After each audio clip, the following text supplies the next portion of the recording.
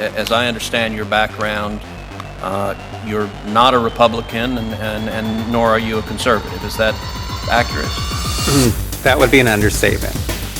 And indeed, you're the former editor-in-chief of Psychology Today. Correct. So you're a respected academic.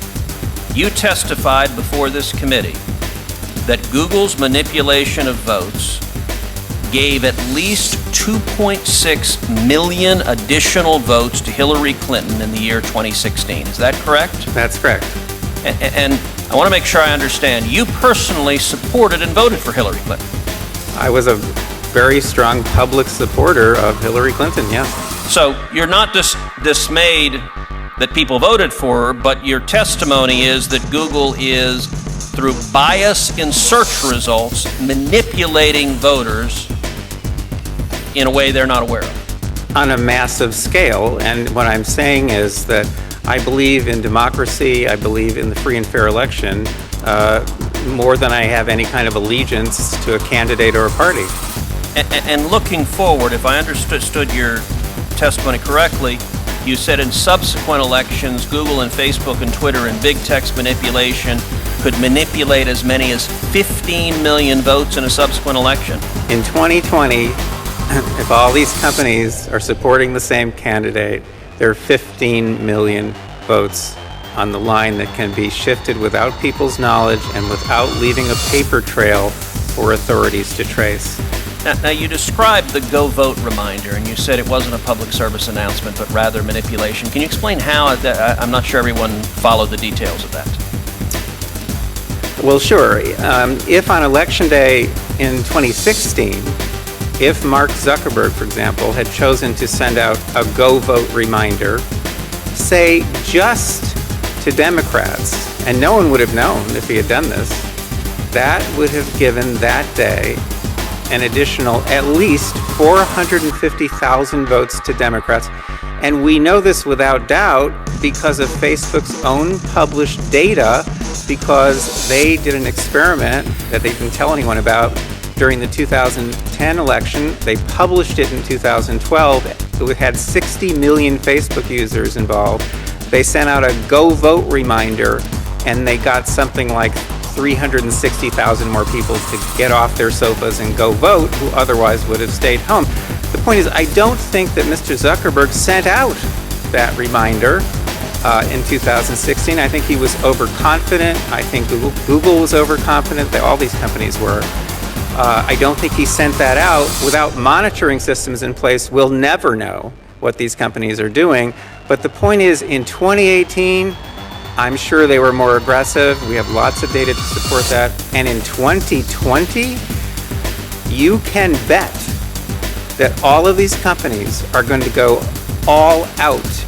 And the methods that they're using are invisible. They're subliminal. They're more powerful than most any effects I've ever seen in the behavioral sciences. And I've been in the behavioral sciences for almost 40 years. You know, our Democratic colleagues on this committee often talk about what they view as the pernicious effect of big money and big corporate dollars. What you are testifying to is that a handful of Silicon Valley billionaires and giant corporations are able to spend millions of dollars, if not billions of dollars collectively, massively influencing the results of elections. And there's no accountability. You said we don't know.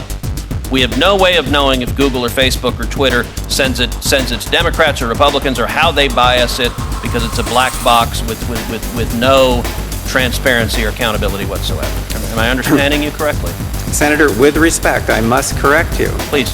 If Mark Zuckerberg chooses to send out a Go Vote reminder just to Democrats on Election Day, that doesn't cost him a dime. Fair enough. Do you happen to know who the Hillary Clinton campaign's #1 financial supporter was in the year 2016?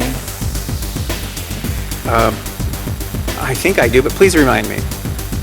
The #1 financial supporter of the Hillary Clinton campaign in the 2016 election was the parent company of Google, Alphabet, who was our first witness. They were her #1 financial donor, and your testimony is, through their deceptive search methods, they moved 2.6 million votes in her direction. I would think anybody whether or not you favor one candidate or another, should be deeply dismayed about a handful of Silicon Valley billionaires having that much power over our elections to silently and deceptively shift vote outcomes. Again, with respect, I must correct you. The 2.6 million is a rock bottom minimum.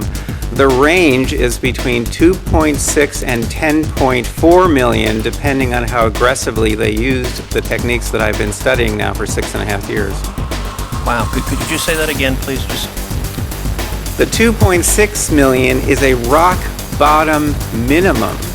The range is between 2.6 and 10.4 million votes, depending on how aggressive they were in using the techniques that I've been studying, such as the search engine manipulation effect, the search suggestion effect, the answer bot effect, and a number of others. They control these, and no one can counteract them. These are not competitive. These are tools that they have at their disposal exclusively. If any headline comes out of this hearing, that should be it.